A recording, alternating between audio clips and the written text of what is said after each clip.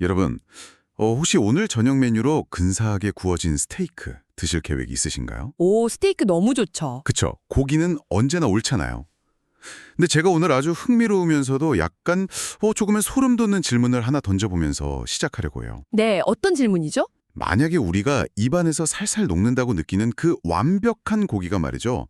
평화로운 농장에서 온 게 아니라 동물의 심장이 딱 멎은 직후에 시작된 24시간 동안의 그 아주 폭력적이고 치열한 세포 단위의 생존 게임이 만들어낸 결과물이라고 하면 믿으시겠어요? 이야, 그거 진짜, 보통 사람들은 상상하기 힘든 이야기네요. 우리가 흔히 도축이라고 하면 그냥 스위치를 끄는 것처럼 생명이 딱 깔끔하게 끊어지는 거라고 생각하잖아요. 맞아요. 심장이 멈추면 모든 게 그냥 다 멈춘다 이렇게 생각하죠.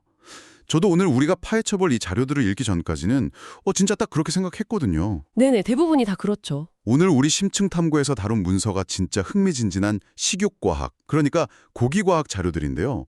그중에서도 챕터 제목이 무려 에너지의 고갈과 사후 강직, 고기가 태어나는 시간입니다. 제목부터가 약간 한 편의 스릴러 영화 같지 않나요? 완전요. 자, 그럼 본격적으로 파헤쳐볼까요? 우열 이 탐구의 목표는 여러분이 식탁 위에서 마주할 그 고기 한 점을 완전히 새로운 시선으로 보게 만들어 드리는 겁니다. 기대되네요. 이게 그냥 단순한 식재료가 아니더라고요. 문서가 던지는 가장 그 역설적인 전제가 이겁니다. 도축이라는 게 생명의 끝이 아니라 우리가 먹을 수 있는 고기가 탄생하는 시작이라는 거죠. 맞습니다. 아주 중요한 포인트예요. 그래서 제일 먼저 그 항상성 이야기부터 좀 해봐야 할 것 같은데요. 개체가 죽었다고 해서 세포가 바로 죽는 게 아니라는데 도대체 무슨 의미인가요? 뇌가 죽으면 그냥 다 끝나는 거 아니에요? 아, 여기서 진짜 흥미로운 게 바로 그 생명의 본질인 항상성, 그러니까 호메오스타시스 시스템에 있습니다. 소를 예로 한번 들어볼게요. 네네, 소 좋죠. 살아있는 동안 소의 몸은 체온을 딱 38.5도로 유지하려고 하고요. 또 체내 pH를 7.2에서 7.4 사이의 중성으로 맞추기 위해서 진짜 끊임없이 에너지를 씁니다. 온몸이 계속 일을 하고 있는 거네요? 그쵸. 뇌랑 심장이 이 시스템의 약간 중앙 통제실이자 엔진 역할을 하는 거고요. 그런데 도축 과정은 이 중앙 통제실을 그냥 강제로 셧다운 시켜버리는 행위거든요. 아, 코드를 팍 뽑아버리는 거군요. 네, 맞아요. 하지만 개별 근육세포들은 뇌가 죽었다는 사실을 바로 인식하지 못합니다. 세포 안에 무슨 뇌랑 연결된 와이파이 같은 게 있는 게 아니거든요. 아, 잠깐만요. 그러니까 이걸 약간 대규모 정전 사태에 비유할 수 있겠네요? 오, 네. 아주 좋은 비유입니다. 도시 전체에 전기를 주던 메인 전력망, 그러니까 심장이나 뇌가 갑자기 끊어졌어요. 도시는 완전 어둠에 잠겼는데 개별 건물들 안에 있는 사람들은 무슨 일이 일어난지 모른 채 그냥 살려고 필사적으로 자체 비상발전기를 돌리는 상황. 딱 그거네요. 정확합니다. 바로 그 비상발전기가 돌아가면서 아주 극적인 변화들을 만들어내는 거예요. 개체는 죽었지만 세포는 아직 살아서 버티고 있으니까요. 와, 끈질기네요, 진짜. 그쵸. 그래서 몸 안에서는 어떻게든 삶을 유지하려는 질서와 죽음이 몰고 온 무질서가 엄청 격렬하게 충돌하게 됩니다. 질서와 무질서의 충돌이라. 네, 메인 전력이 끊긴 상태에서 세포들이 비상 발전기를 돌리는 이 항상성 파괴의 찰나, 이 24시간이 진짜 중요한 골든타임입니다. 여러분이 드실 고기가 입에서 녹는 원 플러스 플러스 등급 최고급 한우가 될지 아니면 도저히 씹을 수 없는 고무줄이 될지를 가르는 시간이거든요. 그 정도라고요. 그럼 그 골든타임이 방화쇠를 딱 당기는 첫 번째 사건이 바로 방열, 그러니까 피를 빼는 공정이라고 자료에 나오던데. 네, 맞습니다. 아니 근데 단순히 피를 좀 빼는 것뿐인데 이게 세포들한테는 왜 그렇게 치명적인 재앙이 되는 건가요? 화학적 관점에서 보면요. 방열은 생명 유지 시스템의 두 가지 핵심을 완전 동시에 끊어버리는 겁니다. 첫째는 공급의 중단이고요. 둘째는 배출의 정지예요. 공급과 배출이요. 산소 얘기인 것 같은데요? 맞아요. 살아있을 때는 혈액 속에 있는 헤모글로빈이 산소를 막 배달해 주잖아요. 그러면 근육세포 안에 있는 미토콘드리아가 그 산소를 가지고 포도당을 태워서 에너지를 만듭니다. 우리가 생물 시간에 배웠던 그거네요. 네, 아주 효율적이고 깨끗한 유산소 대사죠. 그런데 피가 확 빠져나가면 산소 공급이 그냥 뚝 끊깁니다. 산소가 없으면 미토콘드리아는 즉시 가동을 멈춰버려요. 우와, 엔진이 꺼져버리네요. 그렇죠. 이제 세포들은 산소 없이 에너지를 억지로 만들어야 하는 비상사태에 돌입하는 겁니다. 근데 제가 이 자료 읽으면서 제일 이해가 안 가고 막 혼란스러웠던 부분이 하나 있어요. 아, 어떤 부분이죠? 그 배출이 정지된다는 부분 말인데요. 상식적으로 동물이 죽으면 체온이 이렇게 싸늘하게 식어야 되잖아요. 영화 봐도 다 그렇고. 네네, 보통 그렇게 생각하죠. 그게 죽음의 이미지인데 방열을 하면 오히려 사후에 체온이 일시적으로 훅 상승한다고요? 아니, 죽은 동물의 몸이 왜 뜨거워지는 건가요? 아, 그게 혈액이 단순히 산소만 나르는 게 아니기 때문입니다. 혈액은 세포가 에너지를 만들고 뿜어내는 이산화탄소, 암모니아, 그리고 제일 중요한 열을 밖으로 빼내는 하수도이자 냉각수 역할을 하거든요. 아, 냉각수. 네, 한번 상상해 보세요. 자동차인데 라디에이터랑 배기구가 완전히 고장난 거예요. 끔찍하네요. 터지기 직전 아닌가요? 맞아요. 근데 엔진은 살겠다고 계속 최대 출력으로 막 미친 듯이 돌아가고 있는 거죠. 아, 밖으로 열을 빼내줄 피가 없는데 세포들은 살겠다고 비상발전기를 돌리고 있으니까. 와, 그 열이 고스란히 근육 안에 갇혀버리는 거군요. 정확합니다. 근데 열이 좀 난다고 해서 그게 고기 품질에 그렇게까지 치명적인 영향을 미치나요? 그냥 좀 따뜻한 고기 되는 거 아닌가요? 에이, 아주 치명적이죠. 단백질이 원래 열에 엄청 취약하거든요. 세포들이 뿜어내는 그 열을 빨리 식혀주지 못해서 근육 내부 온도가 막 높게 유지되면 단백질이 화학적으로 그냥 변성돼 버립니다. 변성된다는 게 구체적으로 어떤... 현미경으로 들여다보면 단백질 구조가 원래 물을 꽉 붙잡고 있는 되게 정교한 스펀지나 무슨 건축물 뼈대 같아요. 근데 열을 받으면 이 뼈대가 그냥 스르륵 녹아내리면서 붕괴해버리는 겁니다. 홀, 뼈대가 무너지면 스펀지가 머금고 있던 그 물이 다 밖으로 다 쏟아져 나오겠네요? 맞습니다. 고기의 구조가 무너지면서 육즙을 못 가두고 물이 막 줄줄 흐르는 이른바 PSE6, 그러니까 현장에서는 흔히 물퇴지라고 부르는 고기가 돼버리는 거죠. 아, 물돼지. 이름만 들어도 맛없을 것 같아요. 즙이 다 빠져나가서 엄청 퍽퍽하고 질긴 고기가 되는 겁니다. 그래서 도축 직후에 도체의 온도를 얼마나 빠르게 또 고르게 냉각시키느냐가 현대 식욕과학의 핵심 기술 중 하나인 거예요. 와, 죽은 직후에 오일에 열이 갇혀서 막 끓어오른다는 게 진짜 소름 돋는 메커니즘이네요. 자, 그럼 다시 우리 불쌍한 세포 이야기로 좀 돌아가보죠. 네네. 산소도 없고 열은 막 오르고 그 지옥 같은 상황에서 세포들이 비상발전기를 돌린다고 하셨잖아요. 도대체 무슨 에너지를 가지고 어떻게 만들어내는 건가요? 미토콘드리아도 멈췄다면서요. 일단 세포가 붕괴되지 않고 형태를 유지하려면 ATP라는 에너지 화폐가 진짜 1초도 쉬지 않고 필요하거든요.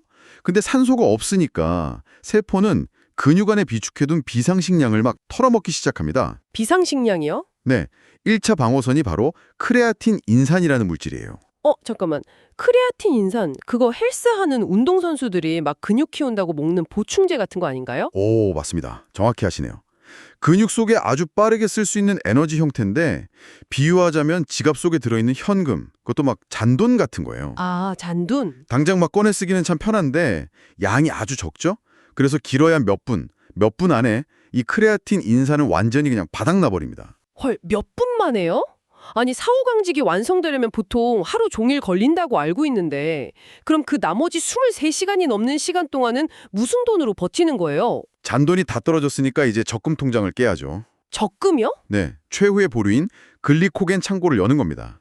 이게 동물이 살아있을 때 먹었던 탄수화물이 근육에 저장된 형태거든요. 아, 탄수화물. 원래 산소가 충분한 평상시라면 이 글리코겐을 완전히 쌍연소해서 물이랑 이산화탄소로 아주 깔끔하게 처리합니다. 효율적으로 딱딱. 네. 근데 지금은 산소가 없잖아요. 그래서 산소 없이 글리코겐을 억지로 불완전 연소시키는 해당 작용이라는 무산소 대사가 막 시작되는 거죠. 아, 해당 작용. 제가 진짜 이 수치를 보고 엄청 놀랐거든요. 산소가 있을 때는 포도당 1분자로 무려 36개의 ATP 화폐를 만들어내는데 이 산소가 없는 상태에서 해당 작용을 억지로 돌리면 포도당 1분자로 고작 이게 아니면 3개의 ATP밖에 못 만든다면서요. 네, 정말 처참한 효율이죠. 그러니까 세포 입장에서는 완전히 무슨 10분의 1 토막난 환율로 전 재산을 막 털어 쓰고 있는 거잖아요. 게다가 불완전 연소니까 찌꺼기도 엄청나게 남을 텐데요. 와, 정확히 보셨습니다. 아주 처절하고 끔찍할 정도로 비효율적인 생존 게임인 거예요. 36개를 만들 수 있는 연료를 막 태워서 2개밖에 못 얻으니까 세포는 살기 위해서 엄청난 양의 글리코겐을 그냥 미친 듯이 태워버립니다. 낭비가 장난 아니네요. 그렇죠. 그리고 그 대가로 근육 속에는 불완전 연소의 부사물, 그러니까 일종의 쓰레기인 젖산이 잔뜩 쌓이게 됩니다. 아, 잠깐. 여기서 제가 또 제동을 걸 수밖에 없네요. 젖산이요? 네, 젖산. 우리 운동 심하게 하면 근육에 쌓여서 막 알배기게 만든다는 그 피로물질 젖산 말하는 거 맞죠? 네, 바로 그겁니다. 근데 그거 산성이잖아요. 만약에 고기 덩어리 안에 산성 물질이 그렇게 잔뜩 쌓이면 우리가 먹은 스테이크가 막 레몬즙처럼 엄청나게 쉬어야 되는 거 아닌가요? 근데 고기에서 신맛이 나진 않잖아요. 아주 날카로운 지적입니다. 진짜 만약에 pH가 레몬이나 식초처럼 막 2.0이나 3.0까지 곤두박질 친다면 정말로 고기에서 막 강렬한 신맛이 나고 근육 구조도 완전히 파괴되겠죠. 그쵸. 식초고기가 되겠죠. 하지만 진짜 다행스럽게도 근육 시스템은 그렇게까지 떨어지기 전에 스스로 딱 멈춥니다. 아까 살아있을 때 근육 pH가 7.4 정도의 중성이라고 했죠? 네네, 기억나요. 젖산이 계속 축적되면서 도축 후 24시간에 걸쳐 pH가 서서히 떨어지는데 보통 5.5에서 5.8 사이가 되면 해당 작용이 완전히 멈춰버려요. 아, 브레이크가 걸리네요. 맞습니다. 이 수치를 극한 pH라고 부르거든요. 이 약간 약산성의 수치가 막 신맛을 강하게 내지는 않으면서도 우리가 고기에서 느끼는 그 기분 좋은 감칠맛, 즉 육향을 확 더해주는 역할을 하는 거죠. 아, 레몬처럼 엄청 강한 산성이 아니라 그냥 살짝 기분 좋은 정도의 약산성에서 딱 멈춘다는 거군요. 네, 맞아요. 근데 이 pH 5.5라는 수치가 자료를 보니까 식욕과학의 무슨 마스터키라고 불릴 정도로 엄청 중요하게 다뤄지더라고요. 이게 단순히 맛을 좋게 해주는 것 이상의 무슨 역할이 있는 건가요? 와, 이것이야말로 진짜 식욕과학의 정수입니다. pH 5.5는 아주 마법 같은 일을 2가지나 해내거든요. 첫째는 천연 방부제 역할을 합니다. 방부제요? 고기가 안 썩게요? 네, 고기를 썩게 만드는 부패균들은 대부분 중성 환경을 좋아해요. 근데 젖산이 근육을 pH 5.5의 산성으로 싹 덮어버리면 부패 세균들이 아예 증식을 못하는 거죠. 아, 그러니까 우리가 음식을 좀 오래 보관하려고 피클 만들어서 식초에 절이는 거랑 원리가 똑같네요. 완벽하게 똑같습니다. 세포가 살겠다고만 뿜어낸 쓰레기, 젖산이 우연히도 고기를 썩지 않게 쫙 지켜주는 거죠. 와, 세포의 그 처절한 발화기, 천연 피클 용액을 만들어낸 셈이네요. 대박이다. 그럼 두 번째 마법은 뭔가요? 두 번째가 바로 여러분이 기대하시는 그 부드러운 스테이크를 만드는 핵심입니다. 이 pH 5.5의 산성 환경이 조성되어야면 고기 안에 원래 잠들어 있던 단백질분해 효소들, 특히 카텝신 같은 숙성 효소들이 잠에서 탁 깨어납니다. 카텝신이요? 그게 구체적으로 어떤 일을 하길래요? 4호 강직이 빡 오면 근육 단백질들이 서로 꽉 엉켜붙어서 마치 막 굵은 쇠밧줄처럼 엄청 단단해지거든요. 아, 그래서 강직이군요. 네, 이 상태로 그냥 고기를 구우면 거의 뭐 타이어 씹는 것 같겠죠? 그런데 이 카텝신은 분자 단위의 가위 역할을 합니다. 아, 가위? 산성 환경에서 활성화된 이 가위들이 그 꽉 엉켜있는 단백질 밧줄들을 막 툭툭 끊어내기 시작하는 거예요. 오, 밧줄을 자른다? 단단했던 구조가 잘게 끊어지면서 고기가 다시 확 부드러워지고 그 잘려나간 단백질 조각들은 아미노산이 되거든요. 그게 바로 우리가 환장하는 그 감칠맛으로 변하는 겁니다. 와, 그러니까 결국 정리해보면 근육세포가 진짜 죽지 않으려고 버린 그 비효율적이고 처절한 투쟁의 부산물, 그 젖산이 우연하게도 고기를 안전하게 보관해주고 또 카텝신이라는 가위를 깨워서 고기를 맛있게 숙성시킬 수 있는 완벽한 환경을 만들어준다는 거군요. 맞습니다. 우리가 흔히 숙성, 에이징이라고 하면 그냥 사람이 냉장고에 고기 잘 넣어두는 건 줄 알았는데 사실은 세포가 자기 자신을 막 분해하는 과정이었네요. 아주 정확합니다. 그 아이러니가 바로 식욕과학의 밀력이죠. 젖산이 충분히 쌓여서 pH가 5.5로 딱 안정화되는 그 순간 비로소 근육이 우리 식탁에 오르는 완벽한 고기로 다시 태어나고 숙성의 시계가 돌아가기 시작하는 겁니다. 야, 소름 돋네요. 진정한 의미의 숙성은 이 젖산 없이는 화학적으로 아예 불가능해요. 이야기를 계속 듣다 보니까 완전 엄청난 깨달음이 오는데요. 결국 고기의 맛과 부드러움이 젖산을 얼마나 잘 적당히 만들어내느냐에 달린 거잖아요. 네네, 맞습니다. 근데 아까 젖산의 재료가 그 비상적금 통장, 그러니까 글리코겐이라고 하셨잖아요. 네. 그럼 만약에 애초에 도축되기도 전부터 동물 몸 안에 글리코겐이 아예 없었다면 그때는 어떻게 되는 겁니까? 이 지점에서 우리는 동물의 상태와 고기의 운명이 어떻게 완전히 뒤바뀌는지 아주 진짜 냉혹한 화학 방정식을 마주하게 됩니다. 화학 방정식이요? 네. 보통 우리가 동물 복지나 스트레스 관리라고 하면 약간 윤리적이거나 감상적인 차원에서만 접근하기 쉽잖아요. 불쌍하다 이렇게. 그쵸. 스트레스 주면 안 되지 이렇게만 생각하죠. 하지만 식욕과학에서는 아주 철저하게 원인과 결과의 법칙입니다. 만약에 소가 도축 전에 좁은 트럭에서 막 장시간 운송에 시달렸거나 낯선 환경에서 공포에 떨면서 며칠 동안 극심한 스트레스를 받았다고 한번 가정해보죠. 그럼 어떻게 될까요? 스트레스를 받으면 막 살아남으려고 발버둥 치면서 에너지를 엄청나게 쓸 테니까 살아있는 동안 근육 속에 저장해둔 글리코겐을 미리 다 써버리겠네요. 바로 그겁니다. 도축장에 딱 도착했을 때는 이미 비상식량 창고가 완전 텅텅 빈 상태가 되는 거죠. 자, 글리코겐이 없으면 방열을 해서 산소가 끊겨도 해당 작용이 일어날 수가 없겠죠. 태울 연료가 없으니까요. 네, 해당 작용이 없으니 당연히 젖산도 안 만들어집니다. 그럼 젖산이 없으면 어떻게 될까요? 아까 pH를 5.5까지 떨어뜨리는 게 젖산이라고 했으니까 그럼 pH가 안 떨어지겠군요. 그냥 살아있을 때 그 중성 상태에 계속 머물러 버리겠네요. 와, 정확합니다. 보통 pH 6.0 이상으로 그냥 높게 유지돼 버리는데 이런 고기를 DFD6이라고 부릅니다. DFD요? 네, 색깔이 비정상적으로 엄청 검붉고 다크하죠. 그리고 육질이 지나치게 단단하며 표면이 말라붙어서 건조한 dry. 그래서 DFD 고기가 되거든요. 아하. 근데 이게 왜 끔찍한 결과를 낳냐면요. 아까 pH가 5.5로 떨어져야 부패균을 막는 피클 역할을 한다고 했잖아요. 네네, 방부제. 중성 환경에 머물러 있는 이 DFD 고기는 숙성고에 넣으면 숙성이 되는 게 아니라 부패균이 그냥 폭발적으로 번식해버려요. 그래서 며칠 안 가서 그냥 다 썩어버립니다. 와. 게다가 제가 알기로 고기 구울 때 그 먹음직스러운 갈색으로 확 변하는 거 마이야르 반응이라고 하잖아요.